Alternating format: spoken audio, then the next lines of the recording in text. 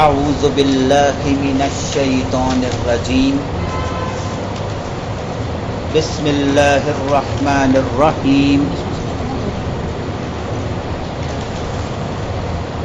آج کا ہمارا سبق 20ویں سپارے کا آغاز ہے جی، اور سورہ نمل آیت نمبر یہ 61 ہے جی، جو ہمارے سبق کا حصہ ہے۔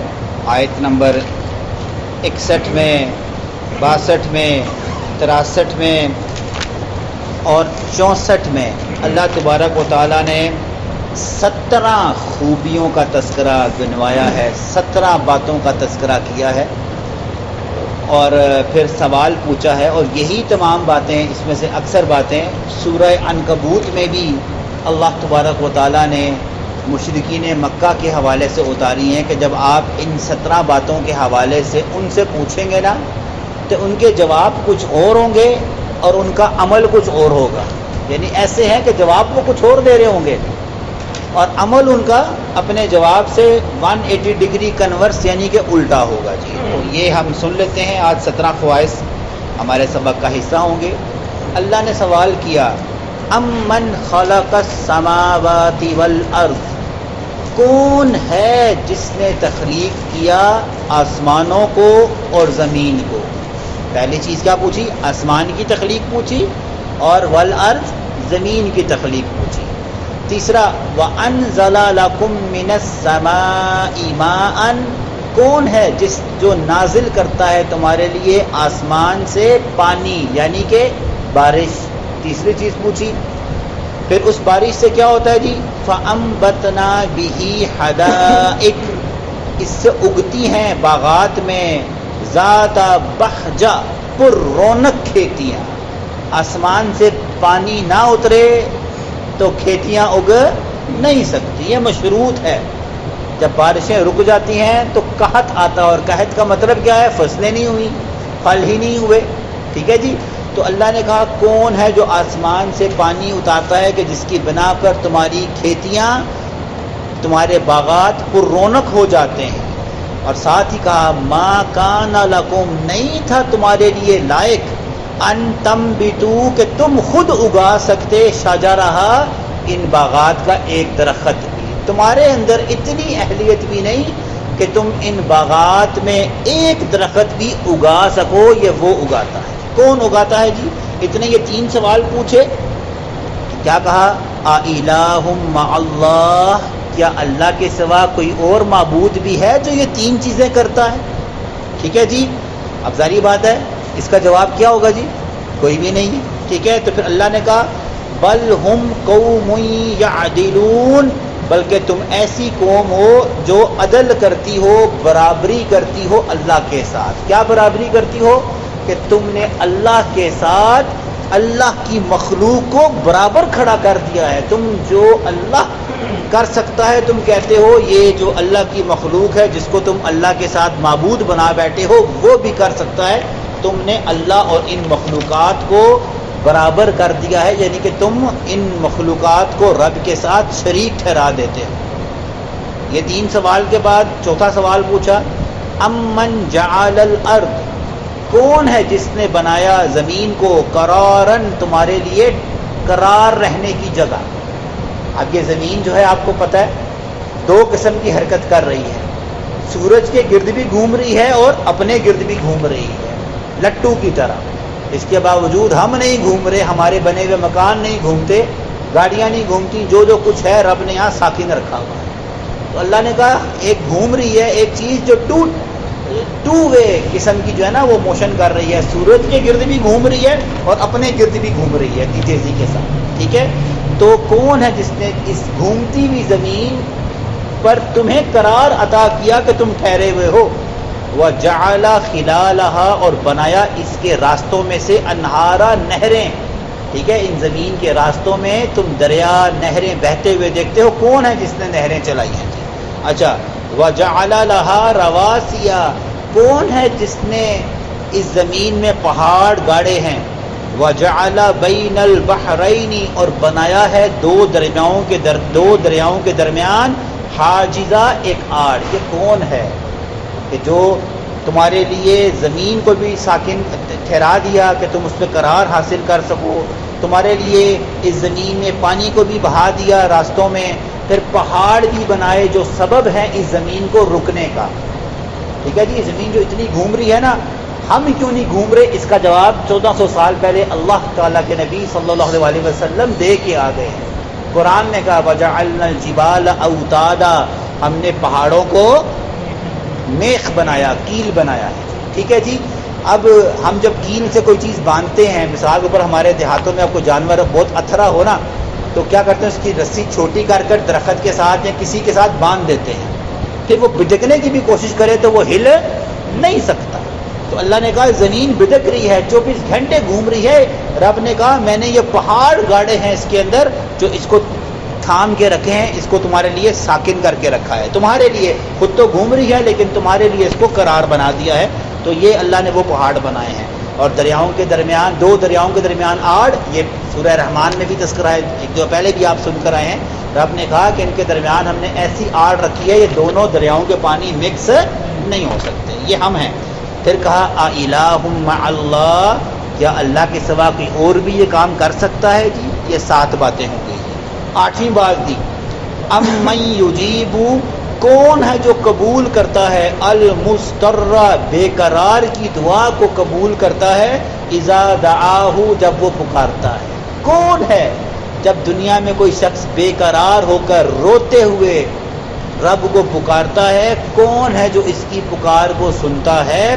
وَيَكْشِفُ السُّوءَ، اور خالی پکار سنتا نہیں ہے، یہاں تو دنیا میں تو کیا کرتے ہیں، آپ کسی کو اپنا غم سنائے سنتے سارے ہی ہیں، لیکن ہیلپ آؤٹ کون کرتا ہے؟ اللہ نے کہا وَيَكْشِفُ السُّوءَ، کون ہے پھر تمہاری اس تکلیف کو تم سے دور کرتا ہے، وَيَجْعَلُكُمْ خُلَفَاءَ الْأَرْضِ، اور پھر تم کو اس نے زمین پر اپنا خلیفہ بنایا۔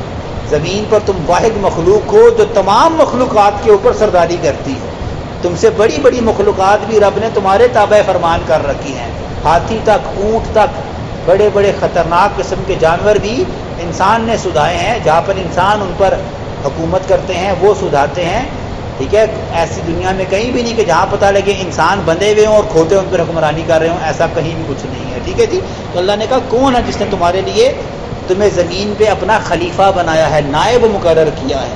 ٹھیک ہے جی، اِلٰہٌ مع اللہ، کیا اللہ کے سوا کوئی اور ہے؟ قلیلا ما تذکرون، بہت تھوڑے ہو تم جو اس بات سے نصیحت حاصل کرتے ہو، بہت کم ہیں جو یہ بات سمجھتے ہیں کہ یہ اللہ کرتا ہے۔ اس کا مطلب ہے اکثر وہ ہیں جو یہ سمجھتے ہیں کہ اللہ بھی کرتا ہے، اور جب عمل کی باری آتی ہے تو یہ سارے حقوق جو رب کو دینے چاہیے تھے وہ غیر اللہ کو دیتا ہے، بھی آگے ہم سنیں گے۔ بہت کم تم میں سے نصیحت جو ہے نا وہ حاصل کرتے ہو۔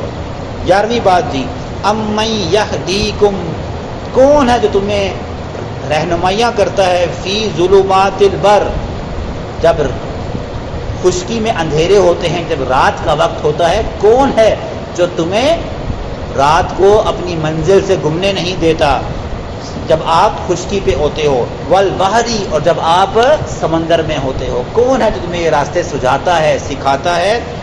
ٹھیک ہے جی، اور دیکھیں کب، آج بھی صحراؤں میں وہ جو رات کو جب شام کو ستارے چمکتے ہیں تو لوگ آج بھی ستاروں کی چال سے اپنی سمت کا تعین کرتے ہیں، سمندروں میں بھی ایسا ہی ہوتا ہے۔ رب نے کہا کون ہے؟ یہ میں ہوں جس نے ستارے بنائے جس سے تم اپنی منزلوں اور رہنمائیوں کو سیدھا کرتے ہو۔ پھر کہا جی 13ویں بات وَمَن يُرْسِلُ الرِّيَاحَ، کون ہے جو بھیجتا ہے ہوا کو، بشرم، خوشخبری بنا کر، بین یدئی، تمہارے ارد گرد۔ ابھی ہوا رکی ہوئی ہے نا، صبح سے چیخیں نکل جاتی ہیں ہماری، ٹھیک ہے، سانس نہیں آتا۔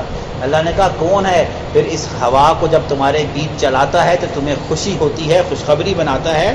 اِلٰہٌ مع اللہ، کیا اللہ کے سوا کوئی اور معبود بھی ہے جو ایسا کرنے پہ قادر ہے؟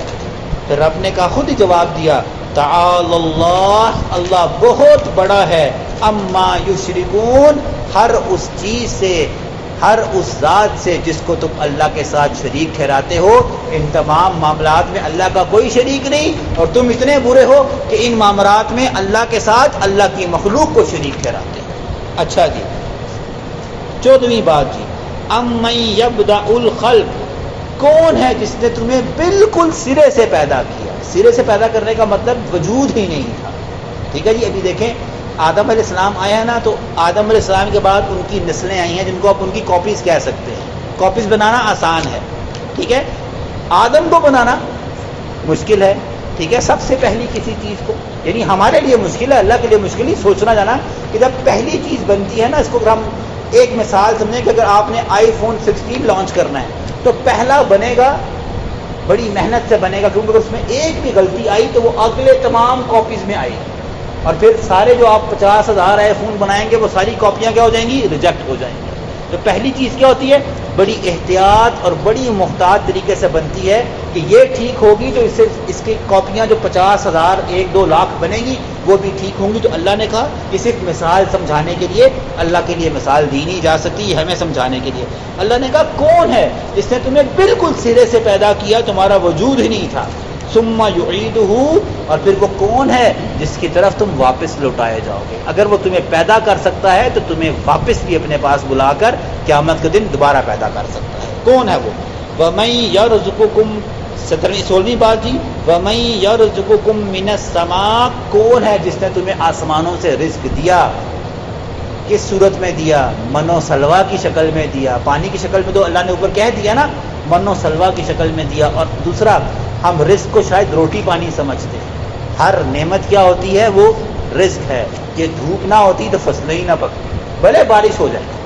بارش ہو جائے, اگر دھوپ نہیں ہے تو وہ پانی فصل کے لیے بیکار ہے. ٹھیک ہے. یہ فصل کیا کرتی ہے؟ زمین سے پانی لیتی ہے, اوپر سے پتے کیا لیتے ہیں؟ دھوپ لیتے ہیں. کلوروفل ان کے اندر ہوتا ہے, فوٹو سینتھسس ہوتی ہے, اور پودے اپنی خوراک بناتے ہیں. وہ اپنے لیے بناتے ہیں, کھاتے ہم ہیں بعد میں. تو اللہ نے کہا کون ہے جو تمہیں آسمانوں سے یہ رزق اتارتا ہے, والارض, اور زمین سے بھی تمہیں رزق عطا کرتا ہے. ہر پھل, ہر چیز جو ہم کھاتے ہیں یہ زمین پر اگتی ہے. تمام پھل سبزیاں اس سے مراد ہیں. اِلٰہٌ مع اللہ, کیا اللہ کے علاوہ کوئی اور بھی ہے جو یہ کر سکتا ہے؟ جب یہ سارے 17 باتیں اللہ نے پوچھی نا, کہا کل, اے نبی صلی اللہ علیہ وسلم انہیں کہیں, ہاتو برہانکم, اگر اللہ معاذ اللہ غلط کہہ رہا ہے نا تو ان سے کہیں کوئی دلیل لے کر آؤ. جن کو تم نے 360 کو رب کے ساتھ معبود بنا رکھا ہے, خانہ کعبہ کے اندر بت بنا کر, ان میں سے کون ہے جو ان 17 باتوں میں سے کسی ایک بات پر بھی قادر ہے؟ بتاؤ, دلیل لے کر آؤ. کل ہاتو برہانکم, کوئی دلیل بتاؤ کہ کون ہے جو اللہ کے ساتھ شراکت داری کا دعویٰ کرتا ہے. ان کنتم صادقین, اگر واقعی ہی تم اپنے کہنے میں سچے ہو. تو ظاہری بات ہے کون اپنے کہنے میں کون لا سکتا ہے؟ اللہ کے ان تمام 17 باتوں میں تو کوئی اللہ کا جو ہے شریک نہیں. تو یہاں پر سمجھانے کا مقصد یہ ہے کہ اگر مانتے ہو زبان سے کہ یہ سب باتیں اللہ کرتا ہے, تو جب عمل کی باری آتی ہے تو اللہ کے ساتھ لوگوں کو شریک کیوں ٹھہراتے ہیں؟ یہ اللہ کا سوال ہے, اور یہ ہمارا جواب بھی ہونا چاہیے کہ اللہ ربی لا اشرک بہ شیئا, اے اللہ آپ ہی ہیں, آپ کے سوا کوئی شریک نہیں. یہ سب صفات آپ کی ہیں. کل کا سبق بڑا قیمتی ہے جی, کل غیب کا تذکرہ ہے, اس کے حوالے سے بات ہوگی.